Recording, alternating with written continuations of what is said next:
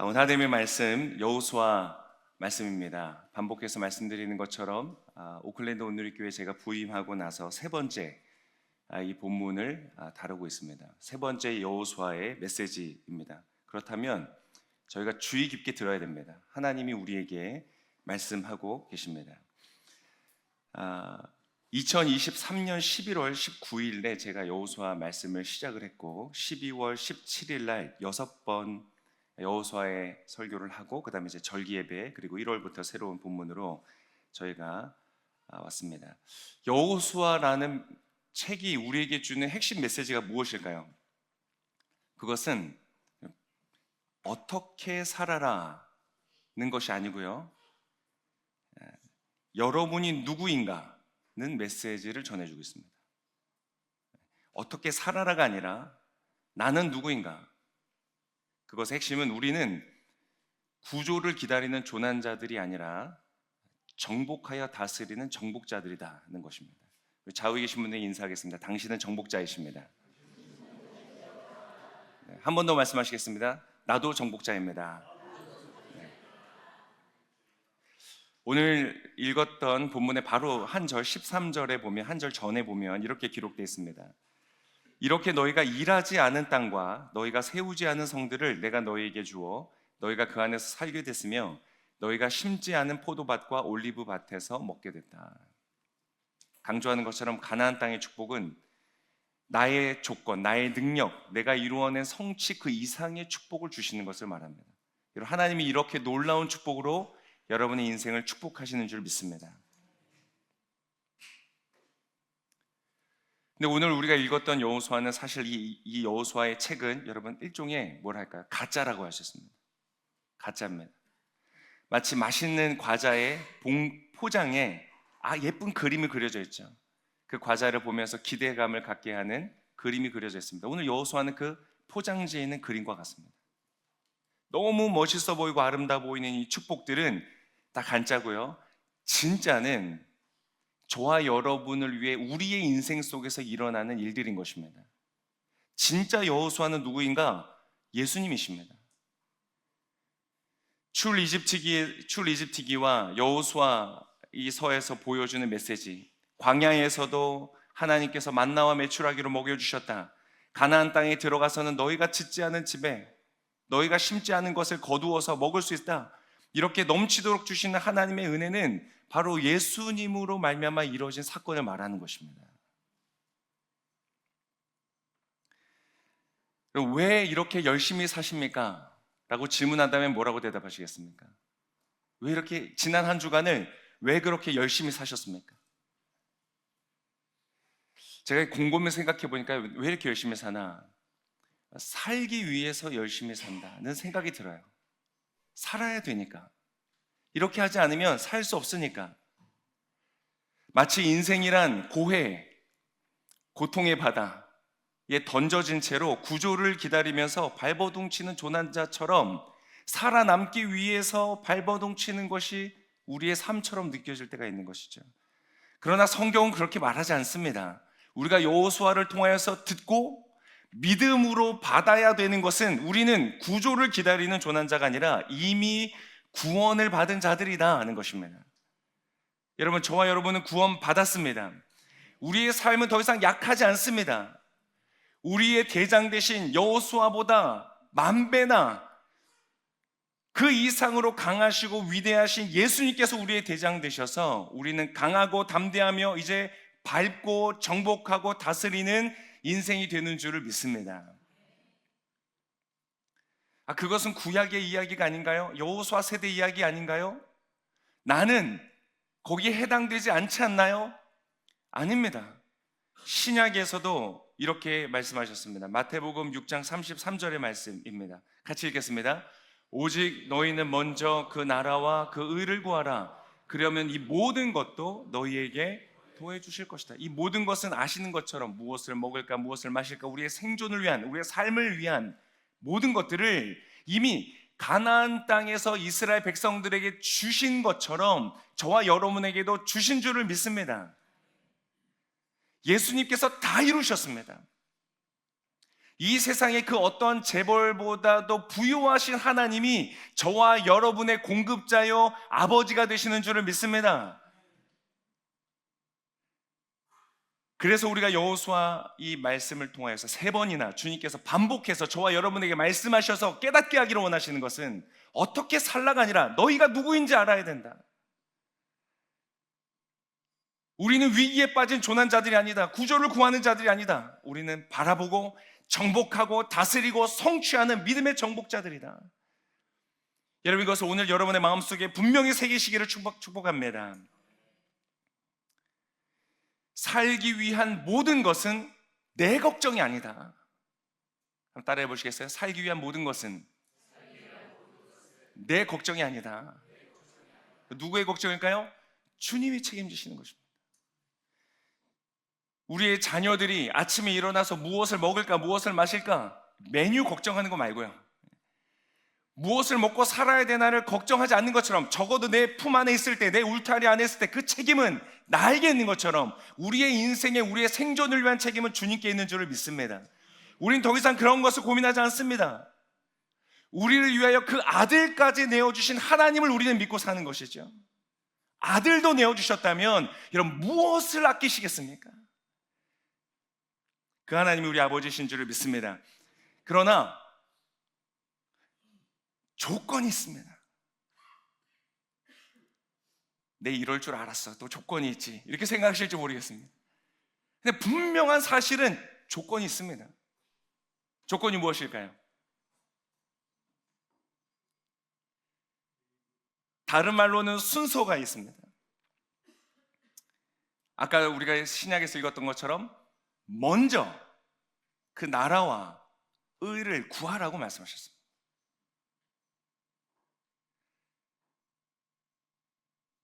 다른 말로 표현하면 오늘 본문에서 읽었던 14절의 말씀입니다. 14절 우리 같이 함께 읽겠습니다. 시작.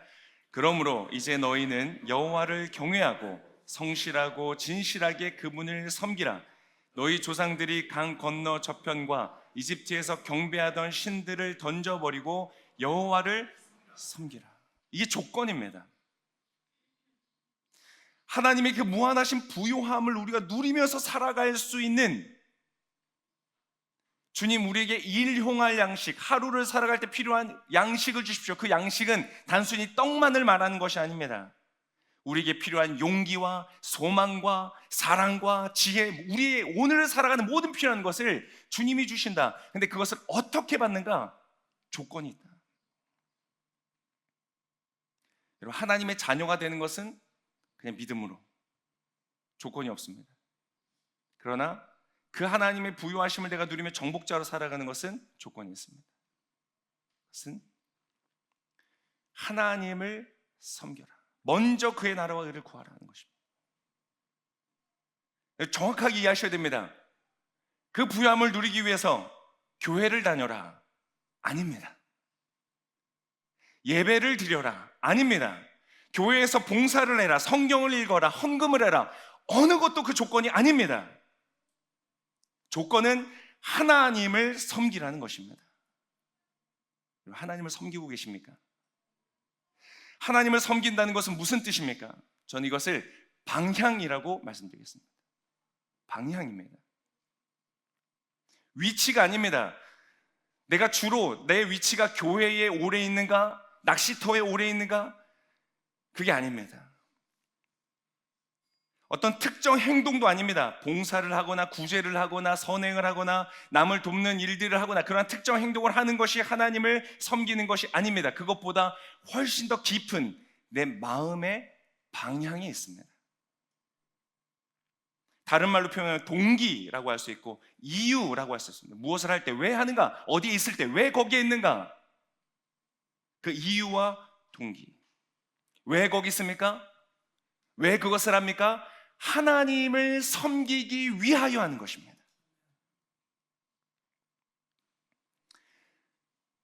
여러분, 하나님을 높여드리고 하나님을 사랑하고 보잘것없는 한 사람과 자신을 동일시하시는 예수님을 섬기기 위해서 선행을 베푸는 저와 여러분 되시기를 축복합니다. 우리의 관심은 주로 언제, 어디, 여기에 관심 있어요. 방향 별로 관심 없습니다. 언제, 내 삶은 좀 언제쯤 안정될까? 내 삶은 좀 언제쯤 편해질까? 애들도 빨리빨리 좀 청소년 때는 그렇죠. 빨리빨리 좀 갔으면 좋겠고, 가고 나면 왔으면 좋겠고, 언제쯤 내 직장 속의 위치나 지위가 안정이 되어가지고 걱정 없이 살까? 어디에도 관심이 많습니다. 내 인생은 지금 어디까지 왔을까? 지금 내 나이 때쯤 내가 기대했던 그 위치 가운데 내가 지금 왔는가? 저 사람은 나보다 더 멀리 저기까지 간 것 같은데, 나는 너무 뒤처지는 것 같은데 괜찮은가? 우리는 언제, 어디, 그런 거에 관심이 많습니다. 그래서 때때로 방향은 너무 우스워 보여요. 그렇지 않습니까? 방향, 그것은 무슨 뭐 자랑할 만한 어떤 성취도 아닙니다. 내세울 만한 그런 어떤 것이 아니죠.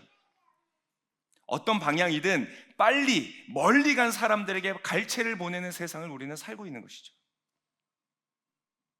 그러나 여러분, 중심을 보시는 하나님 앞에서는 가장 중요한 것은 방향입니다. 언제도 어디도 속도도 거리도 아닙니다. 여러분의 마음은 어디를 향하고 계십니까? 어떤 방향을 향하겠습니까? 만약 다윗이 내가 기름 부음 받았는데 언제 내가 왕이 될까? 이게 관심이 있었다면 그가 사울의 질투로 동굴 속을 배회할 때 내가 언제 왕이 되지? 언제 왕이 되지? 그러다 사울이 자신의 살상거리 안에 들어왔을 때, 마음만 먹으면 죽일 수 있는 그 자리에 있을 때, 여러분, 그가 그 시험을 이겨낼 수 있었을까요? 만약 요셉이 어디라는 곳에만 관심이 있었다면 그가 보디발의 집에서 버텨냈을까요? 나에겐 이런 꿈이 있는데, 나에겐 이런 약속이 있는데, 나에겐 이런 하나님이 계신데 나는 아직도 보디발이라는 이 사람의 집에서 뒤처리 나고 있고 라는 생각 속에 사로잡혀 있었다면, 여러분, 그가 그 다음의 길로 여정을 향하여서 나아갈 수 있었을까요? 누명으로 지하 감옥의 감방에 갇혔을 때 그는 그 장소를 버텨낼 수 있었을까요? 때때로 우리가 언제 어디에 관심을 갖는 것은요, 지금 그곳에 믿음을 살아가는 것에 방해가 될 때가 많습니다. 방향이라는 것은 사실 정말 낯선 개념입니다. 선뜻 손에 잡히지 않습니다. 여기에서 우리가 각자 다른 방향으로 흩어진다고 생각해 보십시오. 하루길을 걸었다고 생각해 보세요. 전화를 합니다. 어디쯤 갔어? 여러분, 하루를 걸으셨어도 차로 가면 1시간도 안 돼서 서로 다시 만날 수 있을 것입니다. 하루, 이틀 별 차이가 없이 서로 쉽게 오갈 수 있겠죠. 그래서 우리는 방향을 잘 감지하지 못할 때가 많습니다. 그러나 여러분, 만약 그 길로 3년을 간다고 생각해 보십시오. 그 방향으로 5년을 간다고 생각해 보십시오. 만약 그 방향으로 10년을 갔다고 생각해 보세요. 서로 연락합니다. 어디야? 서로 쉽게 만날 수 있을까요? 물론 지구는 둥그니까 그 개념이 아니죠. 여러분, 10년을 다른 방향으로 갔다면 두 사람은요 다시 만나기 어려운 지점까지 갔을 겁니다. 여러분, 다윗은 왕이 됐고 요셉은 총리 자리에 올라갔습니다. 다른 어느 누구도 대체할 수 없는 그 자리 속에 있었습니다. 왜 가능했을까요? 왜 이집트의 왕이 요셉을 바라보면서 이 모든 일들, 7년의 풍요와 7년의 가난을 준비할 사람은 요셉 너밖에 없다 라고 말할 수 있었을까요? 왜 다른 어떠한 사람이 대체할 수 없었을까요? 요셉은 바로 그 한 방향으로 끊임없이 지속적으로 헌신하여 걸어왔기 때문에 그렇습니다. 요셉이 서 있는 그 자리는 어느 누구도 대체할 수 없는 오랜 시간의 헌신의 한 방향에서 나오는 강력한 힘과 능력이었기 때문인 것입니다. 어느 누구도 하루아침에 그 자리에 올 수 없습니다. 여러분, 여러분의 마음은 어디를 향하여 오셨습니까? 나 자신을 위하여? 혹은 내 자녀를 위하여, 내 자녀가 좀 더 나은 삶을 살면 좋겠다. 그것이 여러분의 마음의 방향이었습니까? 여러분, 틀렸습니다. 그곳에 우리의 하나님의 약속의 땅이 있지 않습니다. 그곳에 하나님이 말씀하신 이 모든 것을 더하리라는 그 축복이 있지 않습니다. 우리는 여호와 하나님을 섬기게 되시기를 축복합니다. 오늘 주일 예배로는 여호수아가 끝이 납니다. 드디어 마지막 챕터. 저는 이 여호수아가 너무나 부럽습니다. 여호수아와 같은 이 끝을, 이러한 끝맺음을 내 인생에 할 수 있다면, 그것은 그가 돈을 많이 벌어서도 아니고 사람들이 인정해주는 리더가 되어서도 아니고 그가 꿈꾸었던 것들을 다 성취해서 그렇게 존경받고 부러운 존재가 아닙니다. 왜 부러운가? 바로 그 자신이 하나님을 섬기는 삶, 그 방향으로 온전히 달려왔던 삶이기 때문에 그렇습니다. 여러분, 물론 오늘 그 마지막을 보는 우리 여호수아의 모습은요, 성공의 정점에 서 있는 모습입니다. 그렇죠. 이렇게 성공적으로 가나안 땅의 정복 모든 것을 완료하고 그의 백성들에게 이 마지막 스피치를 멋있게 하는 이 모습, 그 성공의 정점에 있지만 그가 이 자리에 설 수 있었던 것은 그가 바로 이 성공의 정점을 향하여 살아왔기 때문이 아닌 것입니다. 이 모든 것을 더하시리라는 하나님을 믿고 하나님을 섬기는 그 선택을 끊임없이 그 방향으로 달려온 결과였습니다. 그래서 오늘 이 사람의 스피치를 쭉 살펴보잖아요. 24장 전체에 나오는 스피치를 보면 그는 방향에 대해서 말하고 있습니다. 과거로부터 현실에 이르기까지 그 모든 역사를 훑으면서 하나님이 우리와 어떻게 함께 하셨는지 그 스피치를 통해 모든 백성들의 마음을 하나님께로 향하도록 그는 지금 이끌어가고 있는 것이죠. 정말 멋진 리더가 아닐 수 없습니다. 여러분, 이러한 대통령을 우리가 갖는다고 생각해 보십시오.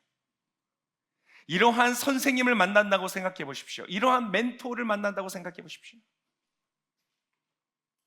그러한 사람들이 우리 사회 가운데 많이 나오기를 소망합니다. 저와 여러분은 이러한 부모가 되실 수 있기를 축복합니다. 자녀들에게 인생의 방향을 알려주는 것이죠. 네가 앞으로 10년을 걸어갈 것이고 20년을 걸어갈 텐데 무엇을 위하여 걸어가겠니? 안정된 삶을 향하여 걸어가겠니? 아니, 안정된 삶은 그 방향 속에 있지 않아.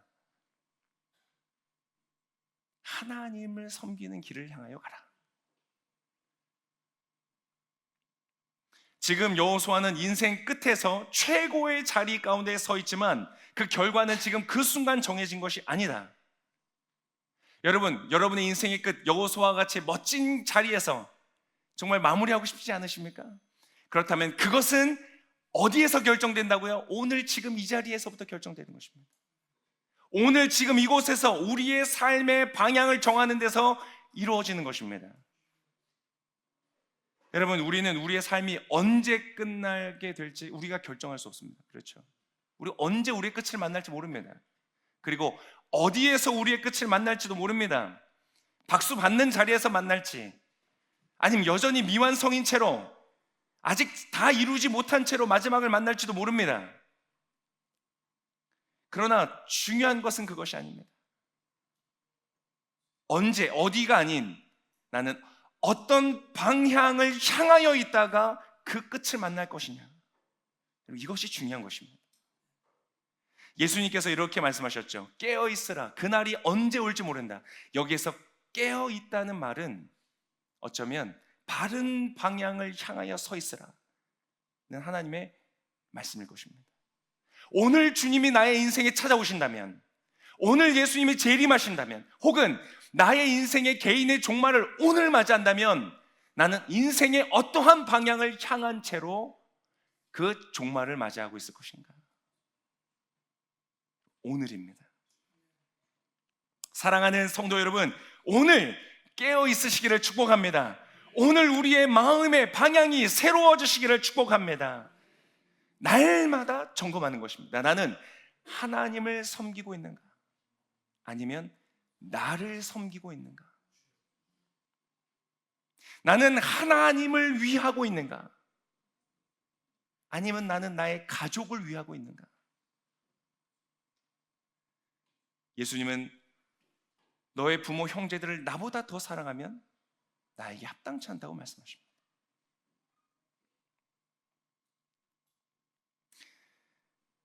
오늘 본문의 15절에 이렇게 말했습니다. 15절의 말씀 같이 읽겠습니다. 그러나 만약 너희 마음에 여호와를 섬기는 일이 내키지 않으면 그때는 너희 스스로 누구를 섬길 것인지 너희 조상들이 강 건너에서 섬겼던 신들이든 지금 너희가 살고 있는 이 땅의 아모리 사람의 신들이든 오늘 선택하라. 나와 내 집은 여호와를 섬길 것이다. 저는 어떻게 보면 좀 여호수아가 말을 좀 이렇게 뭐랄까 좀 은혜롭지 않게 한다. 너희들은 마음대로 해. 나와 내 집만큼은 좀 이렇게 굳이 이렇게까지 얘기할 필요가 있나? 그래, 우리 함께 하나님을 섬깁시다. 이런 말하면 좋잖아요. 근데 여러분, 이렇게 말할 수 있는 용기가 저와 여러분에게 있다면, 여러분의 옆에 있는 많은 사람들이 야 무슨 소리냐? 너 종교에 미쳤구나. 하나님 믿는다더니 지나치구나. 교회를 다니는 것도 하나님을 믿는 것도 결국은 너의 인생이 잘 살기 위한 것이고 너의 자녀들이 축복받기 위한 것인데 라고 무수히 많은 사람들이 그들이 원하는 방향으로 가고 있는 상황 속에서도 나와 나의 집은 하나님만을 섬길 것이다 라고 말할 수 있다면 여러분, 그것이 놀라운 축복인 줄 믿습니다. 그렇게 말할 수 있는 저와 여러분 되시기를 축복합니다. 여러분, 자녀들이 있는 분들은 여러분 시간 얼마 남지 않았습니다. 자녀들 곧 떠납니다. 여러분의 말을 듣지 않을 것입니다. 그러나 내 집에 있을 때에, 나의 영향력 아래 있을 때에 여러분 그 기회를 놓치지 마십시오. 네가 알아서 살아라. 네가 원하는 삶을 살아라. 교회를 가도 되고 안 가도 된다. 여러분 그렇게 키우시면 안 됩니다. 나와 내 집은, 너희가 내 집안에 있다면 절대로 다른 신을 섬길 수 없다. 하나님을 섬겨야 된다. 그것이 저와 여러분의 열망이 되고 갈망이 되고 소망이 되고 간절한 기도의 제목이 되시기를 축복합니다. 제 아들이 지금 입시 이제 가죠. 내년에 대학 갑니다. 떨어져도 괜찮습니다 라고 전해 주십시오. 떨어져도 된다라고 말하진 않았습니다. 떨어져도 괜찮습니다. 그가 하나님을 위하여 섬기는 방향으로 그의 인생의 방향이 갈 수만 있다면 여러분 어떤 것도 상관없습니다. 여러분, 여러분의 자녀의 입시와 결혼과 취업을 위한 그 기도보다 하나님을 향한 바른 방향으로 사는 것에 여러분의 마음이 더 쏟아지는 기도가 이루어지시기를 축복합니다.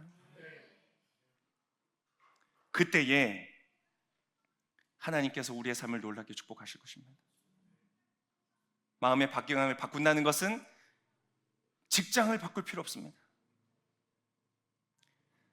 하나님을 섬기기 위해 다시 대학으로 돌아가 전공을 바꾸고 신학을 하고 목회자가 되는 것도 필요 없습니다. 시간과 공간 어떤 것도 바꾸지 않아도 됩니다. 그냥 방향을 바꾸면 됩니다. 어제와 똑같은 오늘을 사시면 됩니다. 지난주와 똑같은 다음 주를 사시면 됩니다. 그렇지만 마음의 방향이 바뀌는 것입니다. 여러분, 하나님을 위하여 출근하시기를 축복합니다. 하나님을 위하여 근무하시기를 바랍니다. 하나님을 위하여 봉사하시기를 바랍니다. 그러면 그 방향은 강력합니다. 오늘 여호수아가 말하듯이 강력합니다. 그것이 가나안 땅에서 너희가 영원히 기쁨으로 축복 가운데 살 수 있는 유일한 비결이다. 하나님만을 섬겨라. 사랑하는 오클랜드 온누리교회 모든 성도 여러분, 오늘 결단하시길 축복합니다. 냉정하게 제가 이 말씀으로 마무리하겠습니다. 여러분이 어떠한 길을 선택하든 저와 제 집은 여호와만을 섬길 것입니다. 우리 같이 찬양하겠습니다.